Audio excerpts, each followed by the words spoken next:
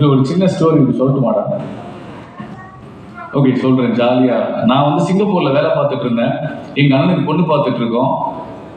பொண்ணு பார்த்துட்டு வந்துட்டாரு. பொண்ணு ஓகேவா சொல்லணுமானா மாப்பிள்ளையோட தம்பி சொல்லணும்னு சொல்லி அந்த வீட்டில் சொல்லியிருக்காங்க. மாப்பிள்ளை ஓகேவானா பொண்ணோட தம்பி வந்து பார்க்கணும்னு சொல்லிட்டாங்க.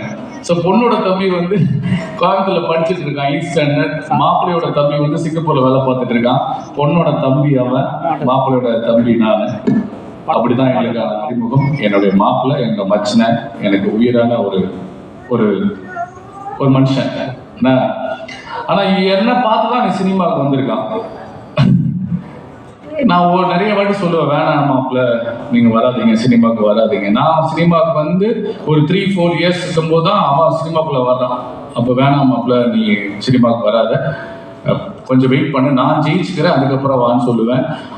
கேட்க மாட்டான். இதுவரை நான் சொன்ன எந்த விஷயத்தையுமே கேட்டதே கிடையாது. எனக்கும் அவனுக்கு சண்டை பயங்கரமா வரும்.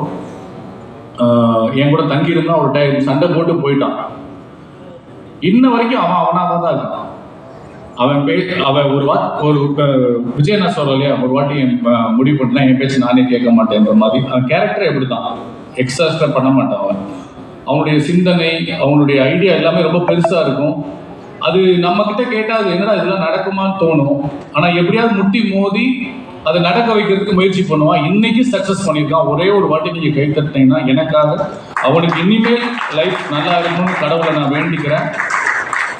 இன்னொன்று, இன்னைக்கு பிரபாகரன் வந்து இந்த ஒரு சக்சஸ்ல இருக்கான்னா அதுக்கு முக்கியமான காரணம் எங்க மாமா சந்திரன். இங்க இருக்கு.